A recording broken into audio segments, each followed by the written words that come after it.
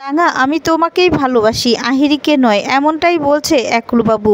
যখন রাঙা সমস্ত অভিযোগ আহিরির ব্যাপারে তুলে নেয় আর একলুবাবু বুঝতে পারে যে কষ্ট পেয়েছে রাঙা, একাডেমিতে ছুটে চলে যায়। বন্ধুরা, এমনটাই দেখতে পাবে। বিস্তারিত জানতে ভিডিওটিতে লাইক দিয়ে চ্যানেলটি সাবস্ক্রাইব করে দেখতে থাকুন। একলুবাবু তার বাবাকে বলে যে বাবা, আমি রাঙাকে বলেছি যেন আহিরির বিরুদ্ধে সমস্ত অভিযোগ তুলে নেয়। আহিরি অনেক অসুস্থ হয়েছে, তাই অভিযোগগুলো তুলে নিলে আহিরি আবারও আসল জীবনে ফিরে আসতে পারবে।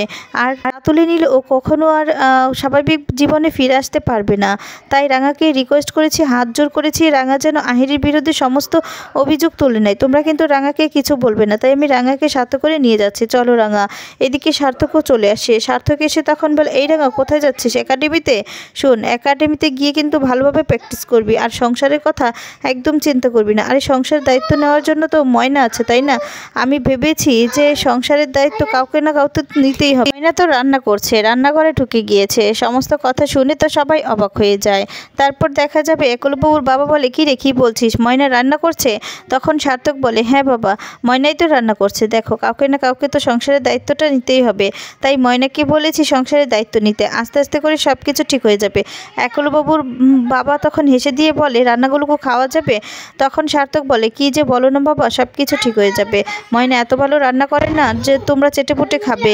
এরপর একলবাবু বলে যে রাঙা, আমাদের তো দেরি হয়ে যাচ্ছে, চলো আমাদেরকে বের হতে হবে।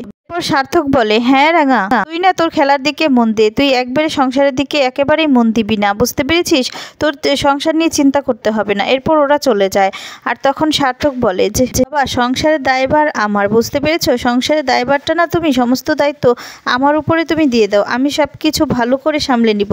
ওইদিকে দেখা যাবে একলবাবু রাঙাকে নিয়ে উকিলের কাছে চলে যায়। উকিল তখন বলে, আচ্ছা রাঙামতি, আপনি কি সব কিছু ভেবেচিন্তে এই অভিযোগগুলো তুলে নিচ্ছেন? না, পরে যদি এই মেয়ে আবার কিছু করে তখন কিন্তু আমরা আর কোনো মামলা নিতে পারবো না, কেননা আপনি নিজেই কিন্তু সমস্ত অভিযোগগুলো তুলে নিচ্ছেন। তখন রাঙা বলে, না না, আমি ভেবেচিন্তেই সব অভিযোগ তুলে নিচ্ছি। আসলে আহির দিদিকে তো একটা শুরু জীবন দিতে হবে, তাই এভাবে যদি এখানে পড়ে থাকে তাহলে আহিরি জীবের ভবিষ্যৎটা তো নষ্ট হয়ে যাবে, সেই জন্য এখানে কেউ জোর করেনি। তখন এই কথা শুনে একলবাবু খুব খুশি হয়ে যায়, আর আহিরির বাবা মা খুশি হয়ে যায়। তখন একলবাবুর দিকে দেখা যাবে আহিরির বাবা বলছে, মনে হচ্ছে কাজ হচ্ছে। এদিকে দেখা যায় রাঙা বলে, আমি সমস্ত অভিযোগ তুলে নিচ্ছি, আমার কোনো ওর উপর অভিযোগ নেই। এটা শুনে ভীষণ খুশি হয়ে যায় আহিরি। একলবাবু তখন বলে, রাঙা, তুমি যে কত বড় বিপদ থেকে আমাকে রক্ষা করলে তুমি নিজেও জানো না। আমি নিজের কাছে দায়বদ্ধ ছিলাম, আমার নিজেকে বড় অপরাধ মনে হচ্ছিল।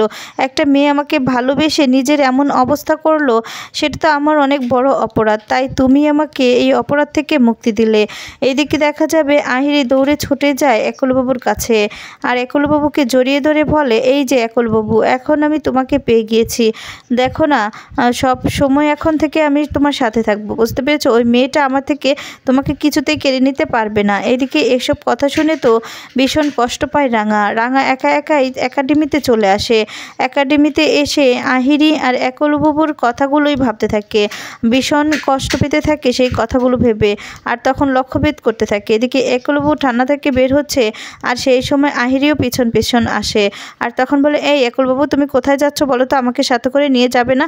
তখন একলবাবু বলে, আমি তোমাকে কোথায় সাথে করে নিয়ে যাব বলো তো আহিরি? শোনো, তুমি এখন তোমার বাবা মায়ের সাথে যাও, তোমাকে তো সুস্থ হতে হবে না?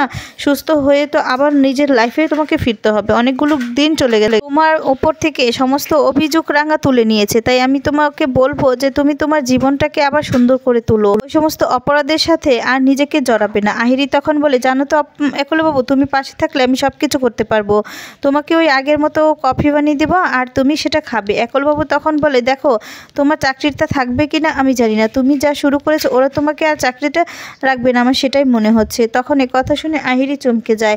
আহিরি মন খারাপ করে দাঁড়িয়ে থাকে, আর একলবাবু তখন বলে, দেখো, এখানে মন খারাপ করার কিছুই নেই, তুমি যা করেছো তার জন্য তো ওরা তোমাকে রাখবে না, তাই না? তাই তুমি এখন নতুন কিছু ভাবো আর নিজেকে সুস্থ করো, নিজেকে সুস্থ আর স্বাভাবিক জীবনে ফিরে আনাও। আর সামনে তোমার অনেক বড় আরও একটা সুন্দর ভবিষ্যৎ পড়ে আছে, তুমি সেদিকে মন দাও। তোমাকে আমি বারবার করে বলছি আহিরি আর কোনো অপরাধের সাথে নিজেকে জড়াবে না। আহিরি তখন চুপ করে থাকে আর কোনো কথাই বলে না। যখন শোনে যে চাকরিটা নেই তখন আহিরির মুখটা বন্ধ হয়ে যায়। আহিরি তখন বলে, আচ্ছা তুমি আমাকে বাড়ি নিয়ে যাবে না? তখন একলবাবু বলে যে না, আমি তোমাকে বাড়ি নিয়ে যাব না, তুমি গাড়িতে উঠে বসো, তোমাকে বাড়ি নিয়ে যাবে তোমার বাবা মা, বুঝতে পেরেছো? এই বলে একলবাবু আহিরিকে গাড়িতে তুলে দেয়। আর তখন আহিরি বলে, এই একলবাবু কোথায় যাচ্ছ? তোমার বউর সাথে দেখা করতে এসেছো? যাও, ঠিক আছে, কিন্তু সাবধানে যাও। প্রমিতা জানতে পারে যে রাঙা সমস্ত অভিযোগ তুলে নিয়েছে, এর জন্য খুব রাগ করতে থাকে। তার মাথা গরম হয়ে যায়। পাঞ্চালি তখন বলে, মা তুমি তো রাঙাকে চিনো না, কখনো নিজের কথা ভাবেনি, আর ভাই যখন জোর করলো তখন আর না করতে পারেনি। রাঙা রাজি হয়ে যায়। ভাই রাঙাকে বলবেই না কেন বলো তো? আহিরির বাবা মা এমনভাবে ভাইকে ধরলো যে ভাই আর বারণ করতে পারেনি, ওদের কথা ফেলতে পারেনি, শুনতে বাধ্য হয়েছে। ভাই যখন রাঙাকে এসে বলে, রাঙা তো আর ফেলতে পারেনি, তাই সেই জন্যই রাঙা সমস্ত অভিযোগ তুলে নিয়েছে। মিতা তখন বলে যে ওই আহিরি, ওই মেয়েটা যদি আমার আক্কু আর রাঙার জীবনটা আবার নষ্ট করতে চায় তাহলে কিন্তু আমি ছাড়বো না, আমি কিছুতেই ছাড়বো না। আর এই বাড়িতে আমি মেয়েটাকে কিছুতেই জায়গা দেবো না। এই মেয়ে যেন আমার বাড়ির কাছে কিছুতেই ধারের কাছে না আসে। আক্কুকে তখন তুই এই কথাটা মনে রাখতে বলবি, আমি কিছুতেই এটা বরদাস্ত করবো না। ওদিকে দেখা যাবে রাঙা একের পর এক লক্ষ্যভেদ করে যাচ্ছে। আর তখনই রাঙার পাশে দাঁড়িয়ে থাকে একটা মেয়ে, বলছে, এই রাঙা কি করছিস? তুই কি পাগল হয়ে গেছিস? তোর হাত কেটে গিয়েছে, তুই এই হাত মানে এই কাটা হাত নিয়ে তুই বারবার করে লক্ষ্যভেদ করছিস, ছেড়ে দে না, আমি তোর হাতে কষ্টেপ লাগিয়ে দিই। তখনই রাঙা বলেন, তুই এখান থেকে যা তো, আমার ভালো লাগছে না, যা করার আমি করে নিতে পারবো, আমাকে একটু একা থাকতে দে। আর তখন এদিকে এসব কথাগুলো শুনতে পেয়ে যায় একলবাবু। একলবাবু তখন দাঁড়িয়ে দেখতে থাকে যে রাঙা কি করে। ওই মেয়েটা রাঙাকে বারবার করে বোঝানোর চেষ্টা করছে, কিন্তু রাঙা কোনো কথা শুনছে না, মেয়েটি চলে যায়। এদিকে রাঙার হাতে যন্ত্রণায় কাঁদতে থাকে। আর তখনই দেখা যাবে একলবাবু সামনে এসে দাঁড়ায়। একলবাবুকে চমকে যায় রাঙা আর বলে, উড়ানবাবু তুই এখানে, মানে আহিরি দিদির বাড়িতে যাসনি? আহিরি দিদিকে এগিয়ে দিতে যাসনি? কেন যাসনি? এখানে না আসলেও তো পারতি, আমি তো বলেই দিলাম যে আমি বাড়িতে একা একাই ফিরতে পারবো, তারপরে তুই কেন আসতে গেলি বলতো? ঠিক আছে চলে যা, আমি একা একাই চলে যেতে পারবো। এই বলে রাঙা নিজের জিনিসপত্রগুলো নিয়ে চলে যাবে। তখন একলবাবু পিছন থেকে রাঙার হাত ধরে নেয় আর বলে, হাতের কি অবস্থা করেছো রাঙা? কেন এমনটা করছো? কেন নিজেকে এত কষ্ট দিচ্ছ বলো তো রাঙা? এরপর দেখা যায় রাঙার হাতে ব্যান্ডেজ করে দেয় একলবাবু। আর রাঙা অবাক দৃষ্টিতে একলবাবুর দিকে তাকায়। তখন রাঙা বলে, শোন উড়ানবাবু, সামনে আমার ন্যাশনাল গেম আছে, তাই এখন আমি আর কোনো দিকেই মন দিব না, আমি আমার খেলা একাই খেলতে পারবো। এই খেলার জন্য যা যা করতে হবে সব আমি একাই করব। আমি আমার পাশে কাউকে চাই না, আমাকে কেউ সাহায্য করবে সেটা আমি চাই না, আমি একাই সব কিছু করতে পারবো। একলবাবু তখন বলে, এসব তুমি কি বলছো রাঙা? তুমি কেন বলছো? তখন বলে, হ্যাঁ, তুই এখন থেকে আমাকে দিতেও আসবি না আর নিতেও আসবি না, কেননা আমার নিজের লড়াই নিজেকেই লড়তে হবে, তাই আমি একাই লড়বো, একাই লড়তে দে, একা পথেই চলতে দে, না হলে আমার সাহস হবে কি করে হবে রে, আমাকে যে অনেক দূর যেতে হবে। আর তবে সাহায্য বরঞ্চ আহিরি দিদির কথা ভাব। তখন একলবাবু বুঝতে পারে যে রাঙা ভীষণ কষ্ট পাচ্ছে। তখন একলবাবু বলতে থাকে, রাঙার দিকে এগিয়ে আসে আর তখন বলে, উড়ানবাবু আমি একাই যেতে পারবো, তোর আমার কথা ভাবতে হবে না, নিজের ভাবনা তো আমি নিজেই ভাববো, তোকে আর আমাকে হেল্প করতে হবে না, তুই বরঞ্চ আহিরি দিদিকে হেল্প কর। আর তখন বুঝতে পারে যে রাঙার অভিমান হয়েছে আর বলে, রাঙা তোমাকে আমি ভালোবাসি, আহিরিকে নয়। যা শুনে চমকে যায় রাঙা।